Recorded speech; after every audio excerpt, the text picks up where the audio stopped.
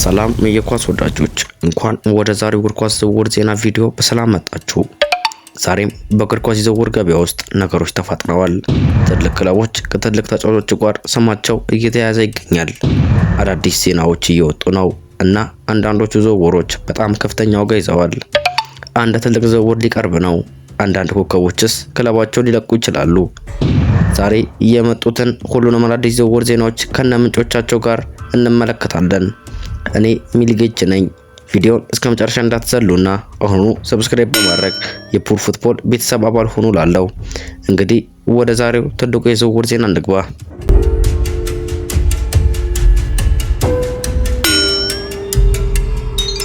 ወደ መጀመሪያው ዜና ስንገባ አርሰናል የጁቬንቱስ ወጣት ኮከብ ኬናን ይልዲዝን በቅርበት የታተለ መሆኑ ተዘግቧል። የ21 ዓመት ተጫዋች በጁቬንቱስ ውስጥ በፍጥነት ከሆነ ተጫዋቾች መካከል አንዱ ብቻ ሳይሆን የክለቡ የወደፊት ፕሮጀክት አስፈላጊ አካል ሆኗል። ይልዲዝ በኳስ ችሎታው፣ በፍጥነቱ፣ በአንድ ለአንድ ተጫዋች የማለፍ ችሎታውና በመጨረሻ አካባቢ የሚፈጥረው አደጋ ብዙ ትኩረት እያገኘ ይገኛል። እናም አርሰናል እንደዚህ ያለው ወጣትና በረጅም ጊዜ የሚጠቅም ተጫዋች ላይ ፍላጎት ማሳየቱ ብዙዎችን አስገርሟል። በሌላ በኩል ግን ጁቬንቱስ በቀላሉ ሊለቀው የሚፈልጉ ተጫዋች አይደለም። ምክንያቱም ይልዲዝ በጁቬንቱስ የወደፊት እቅድ ውስጥ ትልቅ ቦታ ያለው ተጫዋች ነው። ክለቡም እሱን ለመሸጥ ከፈለገ በጣም ከፍተኛ የሆነ ጥያቄ እንዲመጣ ይፈልጋል እና እዚህ ላይ ትልቁ ቁጥር ይመጣል። ጁቬንቱስ ለኬናን ይልዲዝ 100 ሚሊዮን ዩሮ የሚደርስ ትልቅ ጥያቄ ካቀረበ ተጫዋቹን ለመሸጥ ፍላጎት የለውም ተብሏል። ይህ ማለት አርሰናል በእርግጥ ይልዲዝን ለማስፈረም ከወሰነ በጣም ትልቅ የገንዘብ ውሳኔ ማድረግ ይኖርበታል። 100 ሚሊዮን ዩሮ ለ21 ዓመት ወጣት ተጫዋች መክፈል ቀላል ውሳኔ አይደለም። ነገር ግን አርሰናል ተጫዋቹን እንደ ወደፊት ትልቅ ኮከብ ካየው ይህ ዋጋ ሊታሰብበት የሚችል ነው። በተለይም አርሰናል በአጥቂ ክፍሉ ይበልጥ የፈጠራ ችሎታ፣ ፍጥነትና አንድ ለአንድ ችሎታ ያለው ተጫዋች ከፈለገ ይልዲዝ ከሚመለከታቸው ስሞች አንዱ ሊሆን ይችላል። ነገር ግን እስካሁን ይህ ማለት አርሰናል የ100 ሚሊዮን ዩሮ ጥያቄ ያቀርባል ማለት አይደለም። የሚታወቀው አርሰናል ሁኔታውን እያጠናና የወደፊት የሚያቀርበው አቀራረብ ሊኖር እንደሚችል እያሰበ መሆኑ ነው። ስለዚህ አርሰናል ደጋፊዎች ይህን ስም ኬናን ይልዲዝ በደንብ አስታውሱት። ምክንያቱም የዝውውር ገበያው ከተከፈተ በኋላ ይህ ጉዳይ ወደ ቀጣዩ ደረጃ ሊሄድ ወይም አይሄድ ማወቅ የሚቻለው በቀጣይ የሚመጡ ሪፖርቶች ነው። አርሰናል ለይልዲዝ 100 ሚሊዮን ዩሮ ሊከፍል ይችላል ወይስ ጁቬንቱስ የወደፊቱን ኮከቡን ለመልቀቅ ፈጽሞ አይፈልግም? ይህን ታሪክ በቅርበት እንከታተላለን። አሁን ደግሞ ከአርሰናል ጋር የተያያዘ ሌላ ትልቅ የዝውውር ዜና እንመልከት። የፒኤስጂ ኮከብ ብራድሊ ባርኮላ ወደ አርሰናል ሊያመራ ይችላል የሚል አዲስ የዝውውር ወሬ በድጋሚ ተነስቷል። በዚህ ጉዳይ ላይ የሚሰበው ነገር ደግሞ የባርኮላ ተወካዮች ራሳቸው አርሰናልን ማነጋገራቸው ነው። ሪፖርቶች እንደሚሉት የተጫዋቹ ወኪሎች አርሰናል የቀድሞ ፍላጎቱን እንደገና ለማንቃት ዝግጁ መሆኑን ለማወቅ ክለቡን አነጋግረዋል። ይህም አርሰናል ከባርኮላ ጋር የነበረው ፍላጎት ሙሉ በሙሉ አልጠፋም ማለት ነው።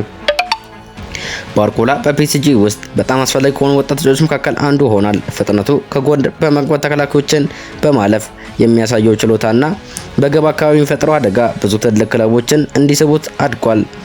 ነገር ግን አርሰናል የሚያስበው አንድ ትልቅ ችግር አለ። ፒኤስጂ ለባርኮላ የሚፈልገው ዋጋ 100 ሚሊዮን ዩሮ ያህል ነው። እናም አርሰናል ይህንን ዋጋ ለመክፈል አሁን ዝግጁ አይደለም። በተጨማሪም ሊቨርፑል ቀደም ሲል ለባርኮላ 100 ሚሊዮን ዩሮ የሚደርስ ትልቅ ጥያቄ አቅርቦ ከፒኤስጂ ውድቅ መድረጉ ተዘግቧል። ይህ ደግሞ ፒኤስጂ ተጫዋቹን ለመልቀቅ ምን ያህል ከፍተኛ ዋጋ እንደሚፈልግ ያሳያል። አርሰናል ግን ባርኮላን ከዚህ በታች እንደሚገምት ተዘግቧል። ስለዚህ ክለቡ ተጫዋቹን በጣም ቢፈልግም 100 ሚሊዮን ዩሮ ለመክፈል የሚያደርገው ውሳኔ ቀላል አይሆንም። እዚህ ላይ የሚነሳው ትልቁ ጥያቄ ፒኤስጂ ዋጋውን ዝቅ ያደርጋል ወይስ አርሰናል የሚፈልገውን ዋጋ ለመክፈል ይገደዳል? የባርኮላ ተወካዮች አርሰናልን ማነጋገራቸው ግን በጣም የሚሰም ነጥብ ነው።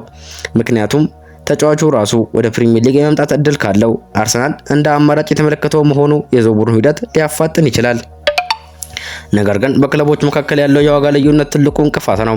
አርሰናል እስካሁን ባርኮላን እንደሚፈልግ ቢታወቅም 100 ሚሊዮን ዩሮ የሚደርስ ትልቅ ጥያቄ ለመክፈል አልተዘጋጀም። ስለዚህ አርሰናል ይህን ዝውውር ለማጠናቀቅ ከፈለገ ከፒኤስጂ ጋር በዋጋ ላይ መዳደር ወይም ሌላ መፍትሄ መፈለግ ይኖርበታል። አርሰናል የባርኮላን ዝውውር ይፈጽማል ወይስ 100 ሚሊዮን ዩሮ የፒኤስጂ ትልቅ ጥያቄ ይህን ዝውውር እንደገና ይቃወመዋል? የዝውውሩ ገበያው የተፋጠነ ስለሆነ ይህን ገበያ በቅርበት መከታተል ይኖርብናል። አሁን ደግሞ ወደ ማንቸስተር ዩናይትድ ዜና እንሻገር። የማርከስ ራሽፎርድ የወደፊት ጉዳይ በድጋሚ ትኩረት ላይ ውሏል። አዲስ ሪፖርት እንደሚገልጸው ማንቸስተር ዩናይትድ እንግሊዛዊውን ኮከብ በክለቡ ለማቆየት የተዘጋጀ ሲሆን ለራሽፎርድ 14 ቁጥር ማሊያ ለመስጠት ወስኗል ተብሏል። ይህ ቀላል የማሊያ ቁጥር ለውጥ ብቻ አይደለም ተብሎ የታየ ነው።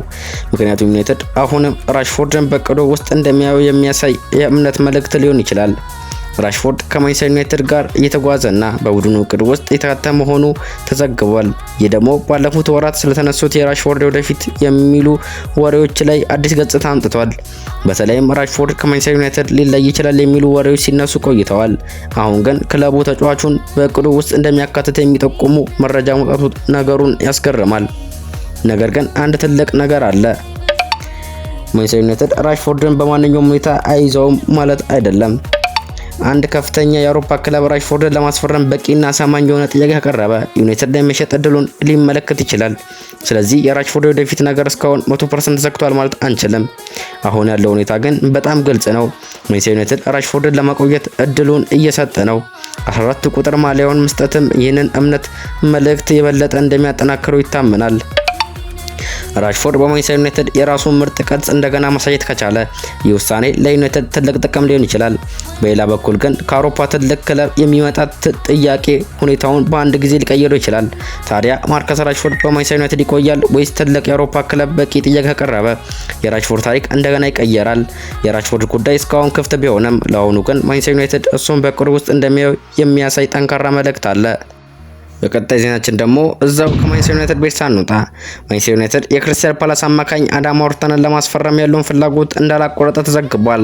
የ2 ዓመቱ እንግሊዛዊ አማካኝ በአሁኑ ጊዜ በብዙ ትልቅ ክለቦች ተከታተለ ያለ ተጫዋች ሲሆን ዩናይትድ በተለይ በሱ ላይ ፍላጎት እንዳለው ተነግሯል። ነገር ግን ዩናይትድ ብቻውን አይደለም። ቼልሲ የዋርተን ፊርማ ለማግኘት ዋነኛው ተፎካካሪ ሆኖ ሲታይ፣ ሪያል ማድሪድ ደግሞ የተጫዋቹ ሁኔታ በቅርበት የተከታተለ ነው።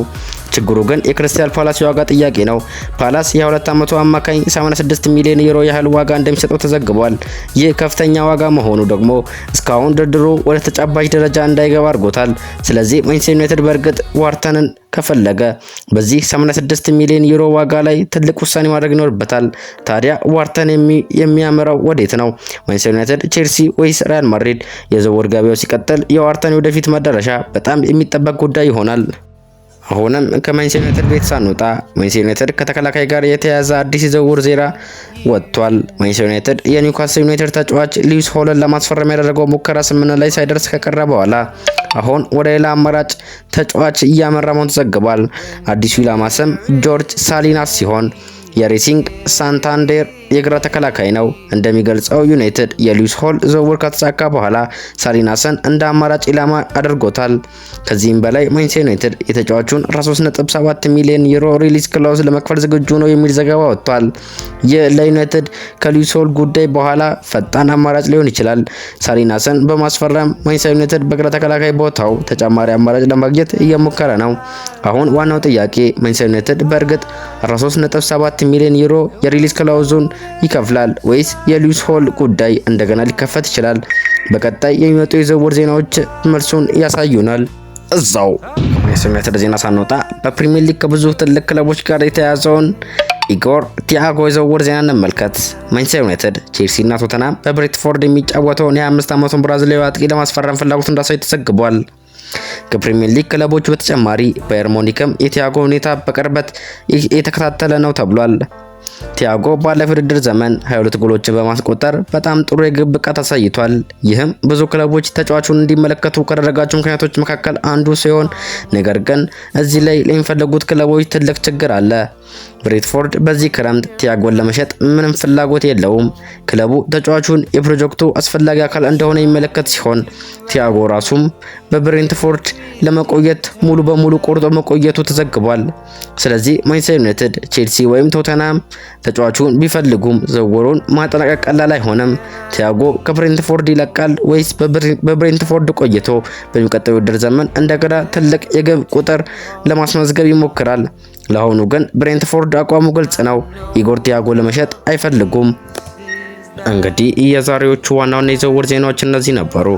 አርሰናል በኬናን ይልዲዝ እና ብራድሊ ባርኮላ ላይ ያለው ፍላጎት፣ ማንቸስተር ዩናይትድ ደግሞ ራሽፎርድን ለማቆየት ያለው እቅድና አዳዲስ ተጫዋቾችን ለማስፈረም የሚያደርገው ጥረት። የዝውውር ገበያው በእርግጥ የተፋጠነ ነው። እናንተ ግን ከነዚህ ዜናዎች የትኛው ይበልጥ አስደነቃችሁ? ኬናን ኢድሪስ ወደ አርሰናል፣ ባርኮላ ወደ አርሰናል ወይስ ራሽፎርድ ወደ ማንቸስተር ዩናይትድ ይቆያል? አስተያየታችሁን በኮሜንት ላይ አሳውቁን። ቪዲዮን ከወዳችሁት ላይክ ማድረግና ሌሎች እግር ኳስ ወዳጆች ሼር ማድረግ አትርሱ። እንዲሁም አዳዲስ የትራንስፈር ኒውስ ዜናዎችን በሰዓቱ ለማግኘት ሰብስክራይብ ያድርጉ እና ኖቲፊኬሽን ቤል አብሩ። እኔ ሚሊጌች ነኝ። እናንተም የፑር ፉትቦል ጋር ስለቆያችሁ አመሰግናለሁ። በሚቀጥለው ቪዲዮ እስከምንገናኝ ሰላም ቆዩ።